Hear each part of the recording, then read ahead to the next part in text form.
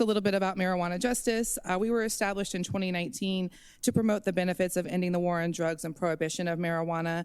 And since I want to include some of our past wins, which include the JLARC study, as well as being very influential in some of the past bills that have been passed by this General Assembly, excuse me, but unfortunately were vetoed and not signed. All right, let's get right to it. So in the past, in 2020, JLARC confirmed what many Virginians knew, that Black folks in Virginia were being arrested 3.5 times more and received marijuana convictions 3.9 times the rate of white Virginians. That inspired the then administration and the Virginia General Assembly in 2021 to pass the first law in the U.S. South to end the criminalization, very specifically, but also legalize small amounts of marijuana and to also legalize the adult consumption and the home cultivation, so there could be some access while we legalized. The promise that we left in 2021 was that we're going to continue to make sure that we build an industry, that we're going to promote small Virginia businesses as well as social equity applicants. And we did that by establishing the Cannabis Reinvestment Fund and the Cannabis Reinvestment Business Loan Fund. And both of those funds are overseen by an appointed board called the Cannabis Reinvestment Equity Fund Board. Within that same bill, we said that there could be several initiatives that would speak to the past and to the promise of our future, which includes, one, supporting marijuana business ownerships with opportunities for many and not just a few companies. But we'd also like to include supporting marijuana industry employment through training and workforce. And Virginia also promised to increase funding to our existing community assistant programs, as well as increase community reinvestment through grant funding and a new tax revenue. So in 2020, we were told that building a cannabis industry, just like any business, would cost money. And after watching and learning from other states in the past 5 years, we can safely assume that this will be a good investment worth Virginia revenue for the betterment of the consumers, for Virginia as a whole, as well as for our future cannabis operators and workers. The potential by investing in our initial rollout really leads to a more stable industry. And we have also witnessed that an effective rollout investment will generate tax benefits quicker and more sustainably, therefore paying for itself in the long run. So I just wanted to mention that these are pictures from the 2020 JLARC study, just talking about the beneficiaries as well as the magnitude of benefit. But of course, that will come with an investment. So let's look at our projected revenue. So the benefit that everybody wants to talk about and wants to know is, according to our last year's bill that was passed the General Assembly but was not signed, it says that we are able to earn up to $74 to $94 million a year for Virginia with our new cannabis industry. Now, I want to note that this is off of a lower tax model that we have right now. It's around 11%, and I'll go over that in just a little bit. But we also, as you have already talked about, that lower tax will also be able to inspire consumers and help to beat and combat the illicit market. Now, before we get too excited about the revenue, I think it's going to be really important that we caution our entire Virginia to say that we also are allowing an opt-out referendum that would actually ban the sales. And what this means, if you're banning sales, you could actually decrease the revenue because the demand does not stop and the consumers will assumedly continue to shop with the underground market. So yes, this number looks really good, and we also have to consider that there probably will be opt-out referendums. And as you can see from the projected report in 2020 from JLARC, they said it could mostly be in the Southwest. And with this opt-out, localities will have until December 2026 to hold those referendums. So if we were to pass and sign this bill next year, we would actually not know what our map looks like until December 2026. So what we are saying is that waiting to accept licenses until January 2027 will really be the only way that our cannabis control authority and the regulators can build a market that fairly meets the demand of the Commonwealth while also respecting local control. All right, so why is it so important to invest in Virginia's cannabis industry? Because last year there was a study that said that 72% of cannabis businesses are just not profitable in state markets. That's a big number. It's pretty scary. So now, why are they not profitable? Well, there's a number of reasons and number of ways that we've been able to study and learn from other states, particularly from regulators that are aiming to solve these problems. But some of these issues, which there are many, but these include rigid regulations. We can't regulate one big business like a small business, not regulating for that size or the location, as well as the geography of Virginia. There's been litigation to hold up sales. There's, as well as license rollouts. If people rush to rolling out many licenses, there's a lack of competition, which can also create an oversupply, which then has poor price management. And that's when you start seeing some of the markets decrease and businesses closing and hurting small operators particularly. So all of that could mean that we are continuing to actually feed back into the illicit market. So we also know that these businesses are going to need capital, particularly as we look at the larger picture, because this is still a federally illegal drug. It's Schedule I classified at the federal level. So many businesses will have delays in acquiring property. They will be navigating localities for zoning and really looking at how they can start this, even though that we are operating in a federally prohibited business. A reminder that our Virginia cannabis business will not be able to engage in interstate commerce. This will just be a statewide business only. And then, of course, we also have to mention that the access to banking is also very strict. So an adequate investment and a strategic rollout that considers these issues will give us the best chance that we have for a successful long-term market. So let's talk about what some of these revenues look like. This is a chart that we have created just to follow what is in place right now per the 2025 bill that was passed but was not signed. So you'll see that we have the 2.5 collections of the local marijuana tax that goes straight back to localities, except for those that opt out of sales. And so only those localities that say, yes, we are fully participating in this market will be able to see through that 2.5. There's an additional sales tax there that goes straight to public education. You'll see throughout that a lot of money is slated for education and supporting in that way. But the main bulk of the marijuana tax is that 8% that supports most of our efforts. So we're going to look a little bit closer at that 8%. Now that 8% starts with the Cannabis Control Authority enabling to subtract what they need to run their operations. And in the code right now, in the language, there's a 2.5 reserve fund that would be able to pay for businesses, or I'm sorry, would pay for buildings and space and infrastructure, as well as salaries, admin, and that sort of thing for the CCA. So after the CCA has subtracted that money, it goes to the general fund technically, but it has very strict orders of where it goes next based on our 2025, and that is that 60% of the revenue goes to cannabis equity reinvestment programs.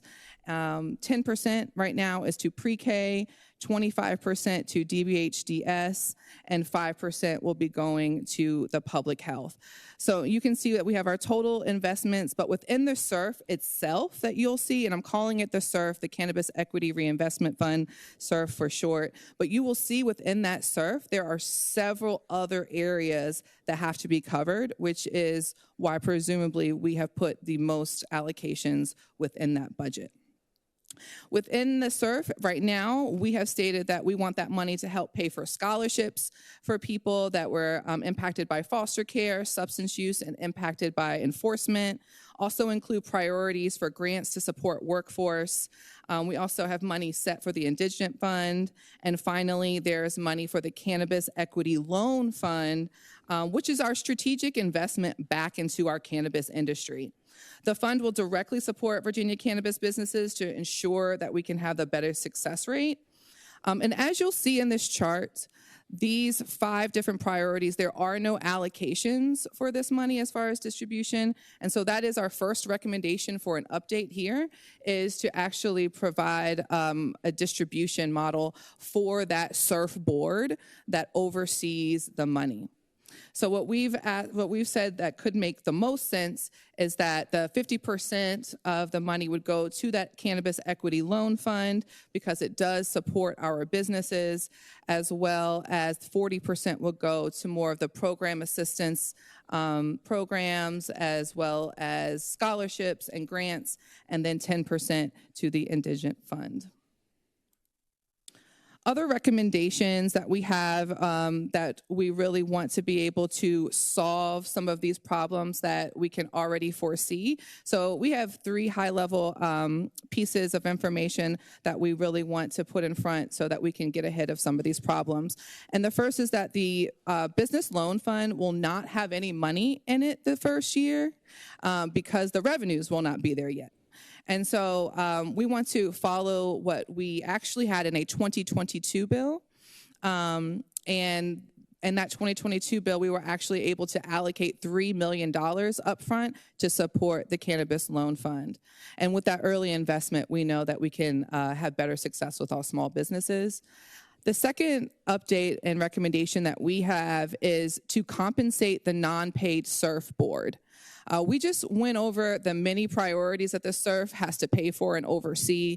That board is made up of 20 members, 7 members ex officio that are already being paid for their work with the state, but 13 community members that will be unpaid and volunteering their time to oversee a really large investment. So we know with fair compensation, it will lead to better value and stronger engagement.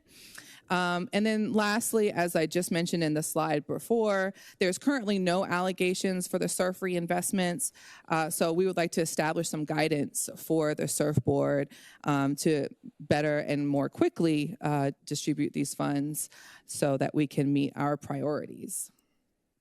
Finally, we're here to continue to encourage to legalize it right, and to us, that means a strategic rollout. We mentioned and talked a little bit in the previous presentation that the market will not grow into infinity. It will stabilize, and so a strategic rollout will help bring a cushion for any of that crash and burn. We also want to make sure that we maintain our reparative policy that we've promised Virginia and those investments. We also want to understand that this initial investment will be great for the long term. And we know that we want a longer, prosperous industry. And finally, promoting public health and public safety. We believe that really building a high quality and competitive market is the best way to combat the illicit market. Particularly because we are in high competition of a long-standing market. So again, my name is Chelsea Higgs Wise. We've made a community page that's what this QR code leads to, that talks about more of the commission and doing you all's good work. But this does conclude my presentation, and I'd be happy to answer any questions. Thank you, Chelsea. Do we have any questions? Yeah. Hold on a second. Let me just check. All right. Adam, we're going to go to you second. Delegate Moorfield. Thank you, Mr. Chairman. Yes, ma'am, you were discussing the creation of a loan fund, but as you were presenting, I was thinking, has there been any conversation about how you would disperse those funds? I mean, obviously you were talking about interstate commerce, but here we would be specifically addressing intrastate commerce. So has there been any discussion? I mean, I'm sure that the Commonwealth would not want to disperse those funds in cash. And so, So what we have in language right now and what's been discussed across the country is partnering the CCA to partner with the CDFI. And that is how those funds would be distributed. Mr. Chairman. Follow-up question. Go ahead. Madam Vice Chair. Yeah. So could you explain that CDFI, what is that?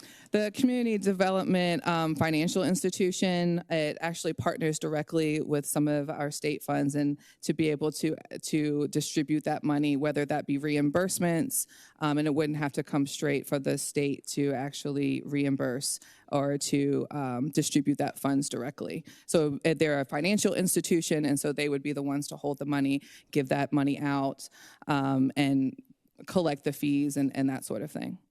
Mr. Chairman. Yes. So does that organization operate across the country? Do they have? These are local Virginia CDFIs. Okay, so yes. that would be a Virginia-specific organization. Absolutely, yes.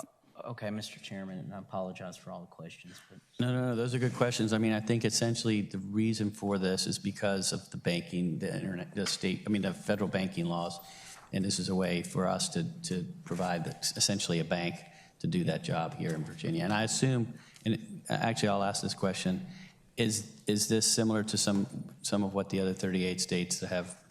It's very similar. Exactly what they do is to find the local CDFI to help distribute those funds in a way. Delegate, go ahead. Mr. Chairman, have there ever been any cases where the federal government ruled that that organization was in violation of federal law? Not to my knowledge, no.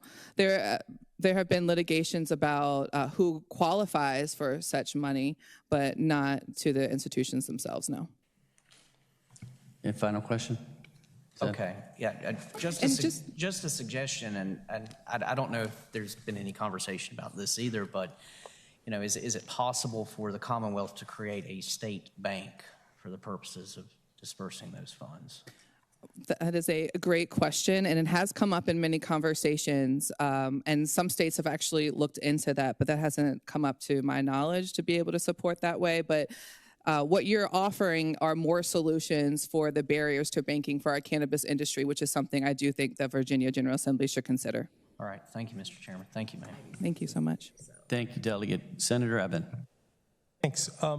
More of a comment. I just want to call to everyone's attention on the commission that the use of tax revenues from cannabis raised from cannabis sales in Virginia is actually in the Code of Virginia. When we legalized in 2020, I think it was, there was a carefully crafted compromise that allowed for 40% of the money to go to pre-K, where there's a strong need and has an overlap with many disadvantaged communities that have been over-policed. And the need for funds for pre-K is only growing, and I'd hate to see that change. Also, some of the money went into substance abuse education. I think we can all agree that we don't want marijuana used by underage people, and that education is a worthwhile endeavor. So we had a substantial community reinvestment fund in that bill, which is in the Code of Virginia today, and that fund does go for some of the things like reentry, job training, scholarships for foster youth, and other worthy causes. But I would just think that before we scale it up to the disadvantage of kids who are waiting on pre-K waiting lists, that it might be good to see how it works for a few years before we reallocate that money. That's my 2 cents. Thank you. Thank you, Senator. I mean, just for the record, we decided to make this so that we're all speaking from the same playbook, that we're using the bill that the Senate and the House have passed the last 2 years in a row. It doesn't mean that we're hidebound to that or anything, but that's kind of the foundational document, and then we'll be working from that and making these changes. But we had to have something to compare, and it would have gotten kind of confusing going back because the General Assembly's already, if you will, opined on this. Doesn't mean we couldn't still revisit that, and certainly that we will, I'm sure, during the session as well. There will be a lot of discussion, but what we're trying to do now is to work from that and to see what kind of recommendations are coming out.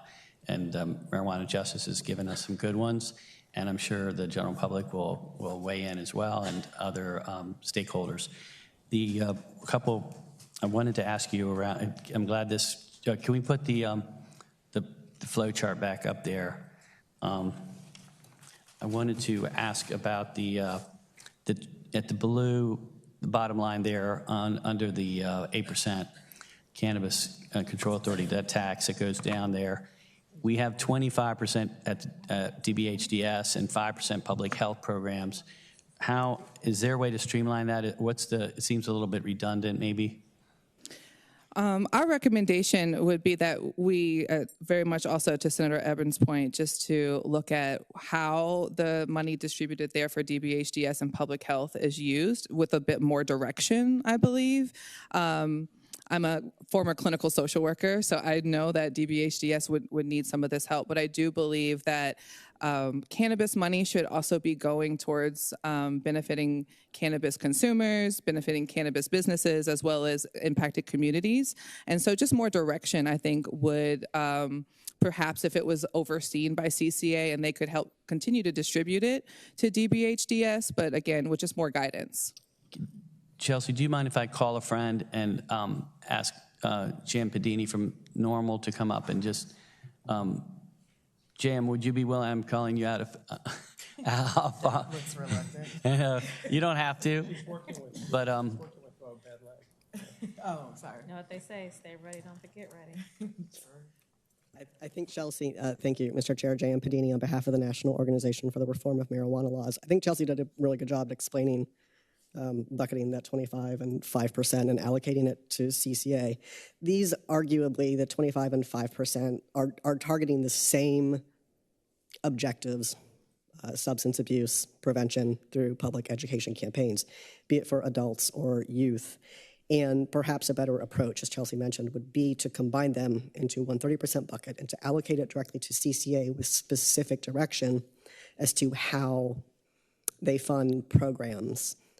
And one program that is particularly of note that is only partially funded right now through some of these revenue streams is testing of cannabis products that are confiscated at public schools in the Commonwealth. There are a handful of schools that are able to send these confiscated products to a lab at VCU for testing. They don't have another lab they can send it to. It's not something the police or the state does. So as far as what kids are getting their hands on and what they're consuming, this program at VCU is the only way we really know. So we could perhaps better expand that program by combining them and then providing direction for allocation. thank you, and that's great. Thank you, Chelsea. Do we have any, Delegate Price? Yes, thank you. Reminding you all that some of us are newer to the conversation, that weren't involved. Can you just run back over for me for the flow charts? The one that has the 2.5%, yeah, the one that's on the screen now, that is based off what was in the bill from 2024 and 2025? Yes. This one is, okay. Yes. And then the next one is just honing in on the 8%. Then the Correct. next slide after that, can you remind me what this one is? Yes, this is our recommendation from our team. So this is not the one. This is not currently proposed, no. And then, Mr. Chair, a follow-up. Yes. Kind of continuing the conversation, trying to see what these buckets are if we go back one slide. So I got clarity, well, I got that we need to find clarity on the 25% and the 5%. Can you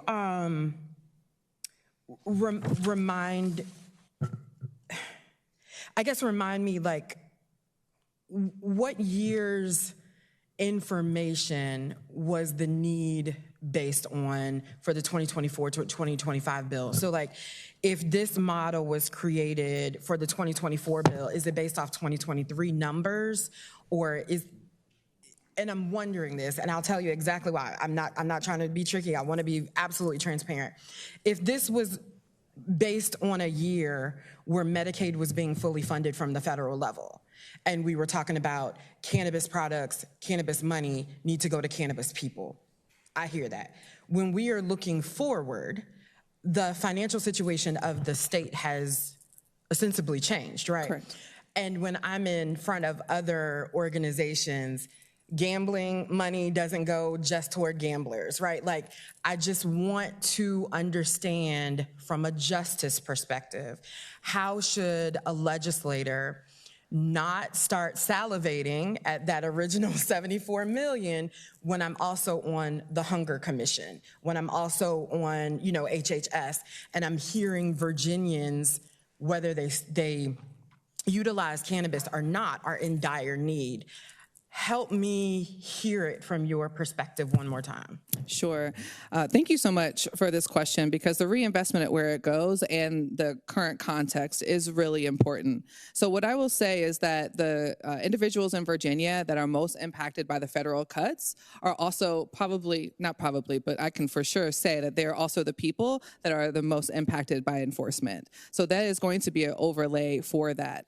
And as Medicaid is cut, as many things are cut, the programs that we have said to fund are also still very much in need. So what I would say from a justice standpoint, and this is coming right here, because I'm just thinking of this now as we're all discussing possibilities, is that I would really encourage us to make sure that we keep the 60% of the equity fund there, because one, it does go very targeted, but two, that is our investment back into our business. We have to remember that this is a business, so we have to remember that businesses take investments. It doesn't matter what industry it is. So the rest of the 40%, and we've talked a little bit about combining that 30% into CCA and focusing it on cannabis, but if it was the will of this body, what I had said prior to that past idea saying is that DBHDS is also one of the biggest Medicaid providers and bill collectors and billing right there. So that could also be something, a way very strategically that money for DBHDS go to help some of these Medicaid gaps. So I think that there is a very good conversation to have here, particularly as the public health programs, we usually think of those as campaigns. We can actually create programs that would help folks possibly get off substances, learn different things. But as I'm putting my social worker hat on from over a decade, Virginia clinical social worker, is that with some of these programs, there's a holistic part to their services. And so if they're giving services, particularly from a Medicaid provider through DBHDS, they're going to be getting housing. They're going to be getting support from mental health. They're going to be getting support to go to their appointments. And so if we've already decided that DBHDS is a recipient of this and Medicaid recipients are also part of this, then could we also look at how that 25% goes to some of these Medicaid cuts? Delegate Price. Thank you. And then flipping forward one more. Under the 40% suggested here, do you have a breakdown of the percent allocation of what of the 40%, what percentages would go to the other three, or is that still open for? That is still open for discussion. And this is also what I would say if we wanted to make more targeted pieces, is that this language right here was from 2021 of where it goes. I do think that looking at foster care families, people impacted by substance use are very important, but that's another, I think, overlap of those that are also impacted by these Medicaid federal cuts and could be part of the SERF's board to oversee some of that money going there. A lot of this bucket right here is very broad, and so what I've seen in other states do is to partner with public institutions here and to help provide these types of services allocations to make sure these funds are going out and reaching the people that the Virginia General Assembly intended. Yep. Senator Aird. Thank you so much, Mr. Chair. I'm not certain if this is really a question for Chelsea, but more of, I think, a next step from these recommendations. I think when I think back to your comments when we were talking about the 25% under our DBHDS and the 5% and possibly combining them, I'm really curious about what the actual need is. So like I heard Jen make a reference to saying only one of these funds are fully funded, and like, are there other funds that we haven't taken a look at to properly assess? I think we need to actually explore what the actual need is to help us make sound decisions regarding the actual percentage allocation, so that we're not just broadly and generally thinking about how this money can contribute towards something, but actually what we have in place and how it could be practically applied. Yeah, to that end, if you would put the page that says the big flow chart with revenue at the top. If you all look at the 1.115% sales tax and you see the box below that has 1% to public school age, and then the SOQ amount. So you've got, and this is maybe in also showing this to Senator Eben too. So we have a percentage going to public school. It's not really 1%. It's like almost 10% of the total tax, because we've got 8% and 2.5%. So it's a little bit like 9% or something. I'm not good at math. But that's why I'm not in. But anyway, Mr. Appropriator, but I'm not on finance. I spend money, but then you also have the 10% below at the very bottom coming out of the 8% for pre-K, and you've got there's a lot of I think there's a lot of moving parts, and you've made some good recommendations, and you've also allowed for some flexibility, I think, with the CCA.